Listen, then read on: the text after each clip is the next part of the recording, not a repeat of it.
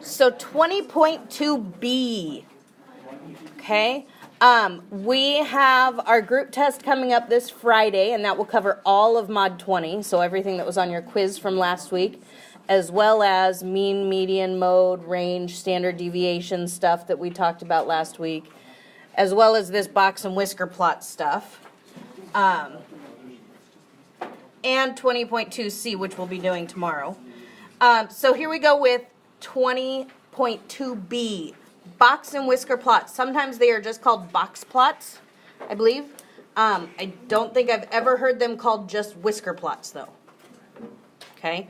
All that to say, it is a box with a whisker on each end. That's what it looks like.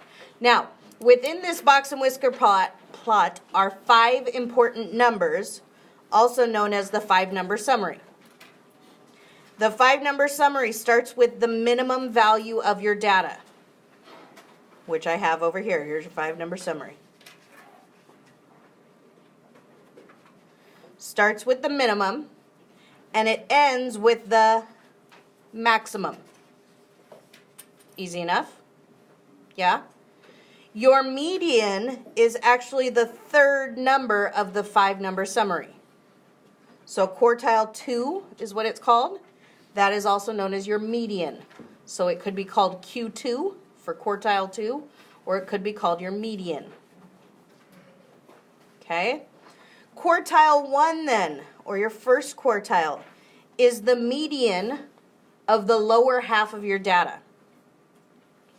So once you find your median of the whole set, then you would look at just this half of the data, and you would come up with the median there. And that's your Q1, or your first quartile. And your third quartile, you would look at just this part of the data and find the median of this upper half. That's what your Q3 is.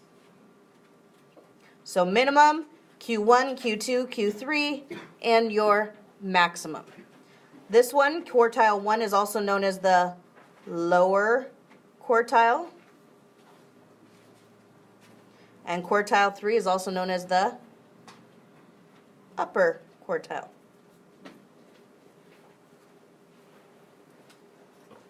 Okay? Now, you notice the box itself starts at quartile 1 and goes to quartile 3, but it has one little division right where the median of the whole thing is, or quartile 2 is. Kind of sort of makes sense? Good answer. And finally, one last thing that gets a little bit lost here on the notes, but is important. It's known as the interquartile range, or the IQR. And what that is basically the width of your box, the whole box there. So the way you find it is you take quartile 3 and you subtract quartile 1. That's how you find your IQR, or your interquartile range. Okay? So far, so. Now, why is it called quartiles? Because quartiles, quarters, that makes me think of 4s if there's 5 points.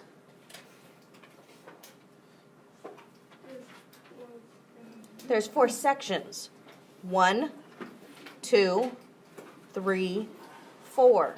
So what happens is that this tells us that 25% of our data falls between the minimum and quartile 1.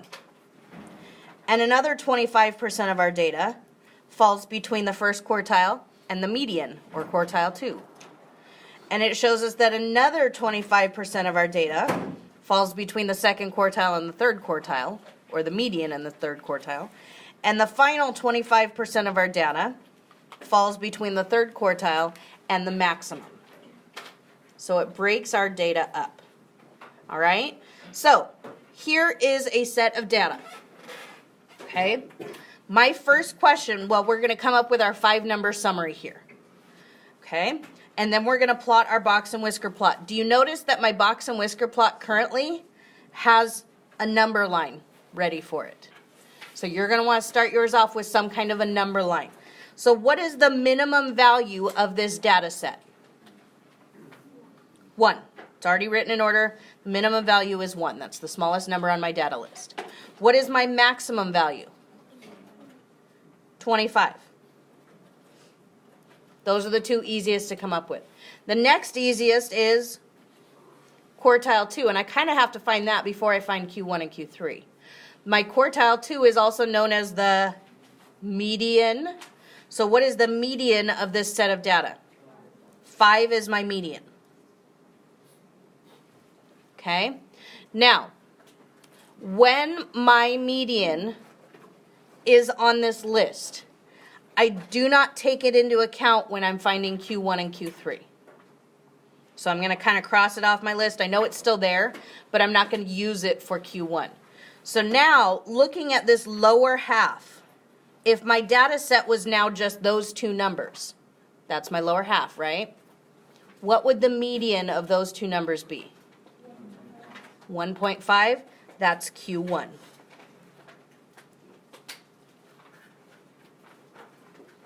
And then on the other side, what's the median of those two numbers?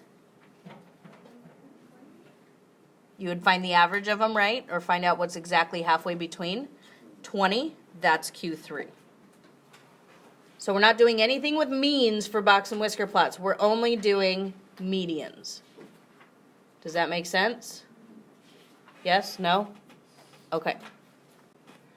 So what would my IQR be? How would I find my IQR? Take Q3. What's Q3? 20. And subtract Q1. What's Q1? 1.5. That gives me an interquartile range of 18.5. What that means is 18.5 is how wide my box is going to be. Okay? You ready? Let's do this box and whisker. So, first thing I'm going to do is I'm going to put points for each of my 5 important values. So my minimum is 1. If this is 0 and this is 5, my minimum is going to be somewhere around here, right? That's approximately where 1 would be. Quartile 1 is at 1.5, so that's going to be right next to it, isn't it? Yes? And then quartile 2 is at 5, so that would be here. I'm just putting all my dots in a row here. Quartile 3 is at 20. And my maximum value is at 25. Are you okay so far? Yes or no? Okay. All right, so let's go ahead and draw our box and whisker plot. Now, from the outermost point to the next one is my whisker. From my minimum to my Q1 is a whisker, right? Where's my other whisker? It's from the maximum, or from the third quartile to the maximum. So the two end sections are whiskers. Does that make sense? My other 3 make up my box. Now what I do is I just draw a line, a vertical line through all of those, and then I just connect the top and connect the bottom. So I have a long box. How wide is that box? It's 18.5 units wide. And then it has one division right in the middle where Q2 is.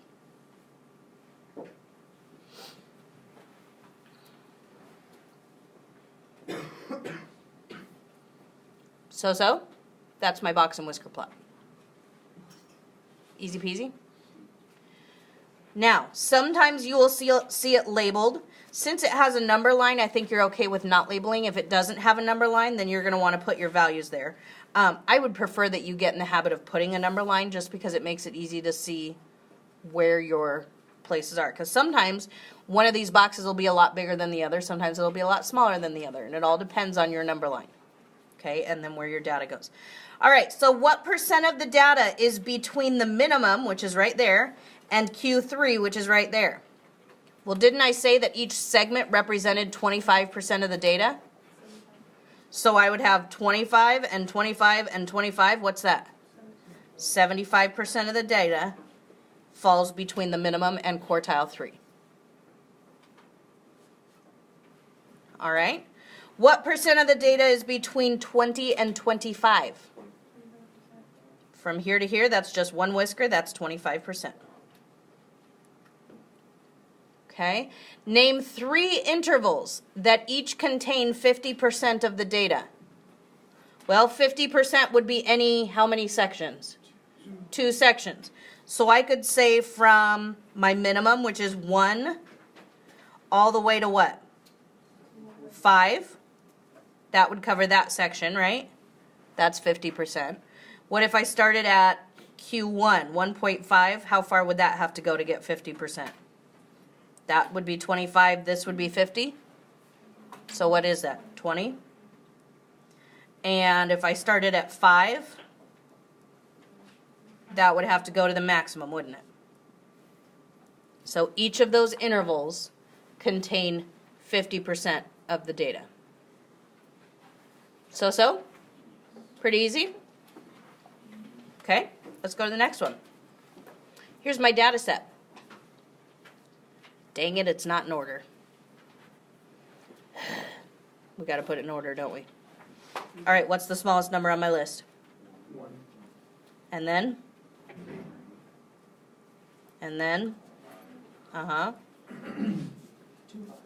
2 5s. 8. 2 12s. And then 14. Okay, just for my own sanity, 1 2 3 4 5 6 7. There were 8 numbers. 1 2 3 4 5 6 7 8. Good, I didn't miss any. Out of curiosity, what's the mode? 5 and 12. 5 and 12. What was the mode of the last set of data? No mode. Nobody's more popular. No mode. Okay? So let's talk about our 5-number summary. What are the members of my 5-number summary? I start off with the minimum, and then what? Q1, Q2, Q3, and then my max. What is my minimum? What's my maximum? 14. Now let's find our median, because Q2 is known as our median, yes? So let's see, 14 and 1, 12 and 3, 12 and 5, 5 and 8. My median is right between those 2 numbers, isn't it? So a little bit different. Up here, my median was on the list. Here, my median is not on the list. How do I find it? I have to take 5 plus 8 and divide by 2, right? What's 5 plus 8? 13. Divided by 2 is 6.5. Right? If your median's not on the list, you got to find 2 numbers. You find the average of those 2 numbers. Any questions so far? Okay. Now, up here, I crossed out my median because it was on the list, and I did not use it to find my Q1 or my Q3. Here, my median is not actually a number on my list, so do I need to cross anything out? No, I can use all of these numbers to find my Q1. So if I'm looking at these ones, where's my Q1 going to fall? It's going to fall between 3 and 5, which is what? 4. And on this side, it's going to occur between 12 and 12, which is 12.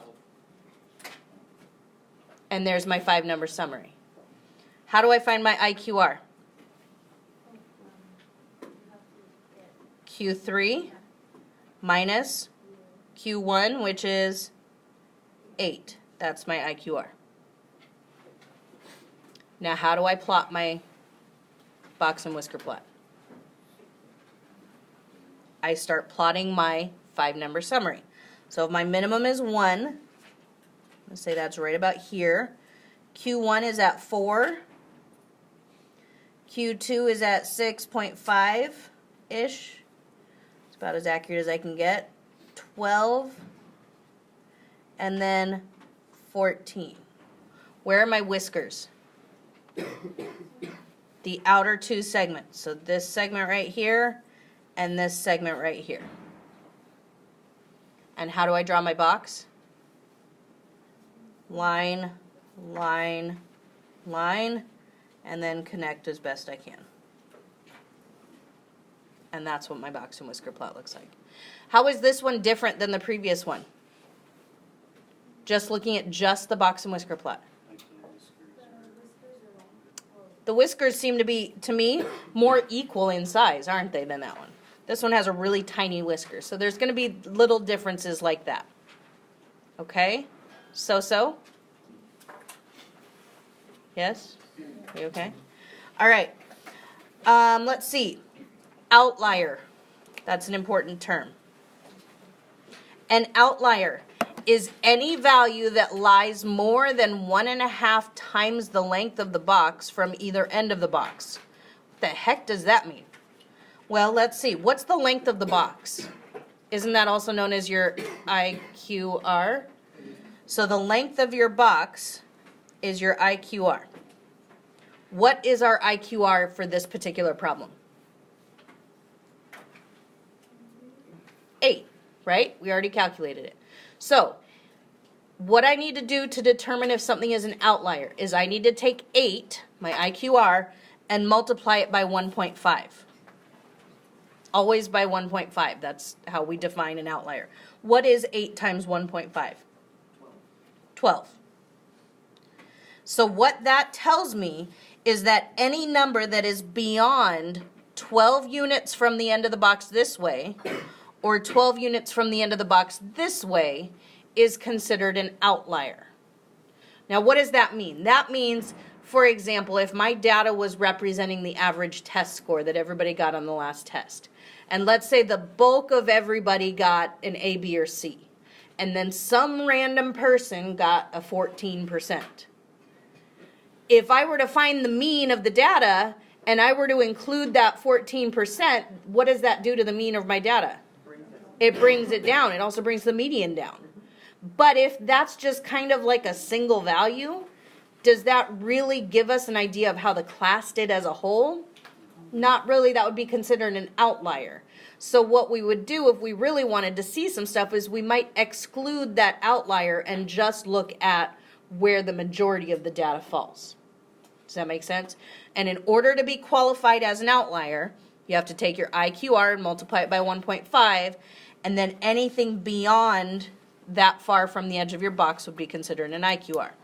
Or I'm sorry, an outlier. So what is the Q1 value? What's the edge of my box here? 4, correct? So 4, if I had a value that was 12 to the left of there, in other words, if I subtract 12 from 4, I get -8. So anything less than, I'm talking less than because I'm on the left side of the chart, right? Anything less than -8 is an outlier.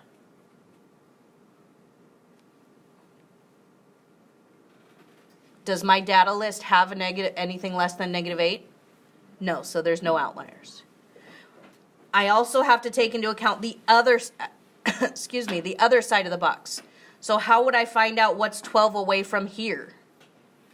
Would I be subtracting 12 from this value? No, I would be adding 12 because we're looking at the right side, what's greater than. So that number right there happens to be 12. So if I add 12 to that side, that gives me 24. So what's the other end of an outlier? Anything more than 24 is also an outlier. So in the same way you could have that one random really low test score. Have you ever asked a teacher to curve your final or something like that, and there's that one person that got 100% and they screwed it up for everybody else? They might be an outlier. If everybody got like a D and an F and one person got 100%, that would be this kind of circumstance where your outlier is in the upper end as opposed to on the lower end. Okay? Does that make sense? Outliers are sometimes graphed as dots beyond the whiskers. So if there is an outlier, you may see a box and whisker plot where they did not take into account the outlier, perhaps. And sometimes they'll just put one random point over here to show that there's an outlier out here. Okay? Does that kind of make sense? In the assignment, you will also do mean and standard deviation, which is review from before. For the same sets of population data. I think we mean sample data, but let me just double check. We're going to call it sample data. Okay, so it says population data. I'm going to say on your homework, please use it as sample data. Remember, why does that make a difference? Because when you're calculating your standard deviation, it depends on whether you divide by n or n minus 1. Stick with sample, which is the n minus 1. Okay? All right, happy studying.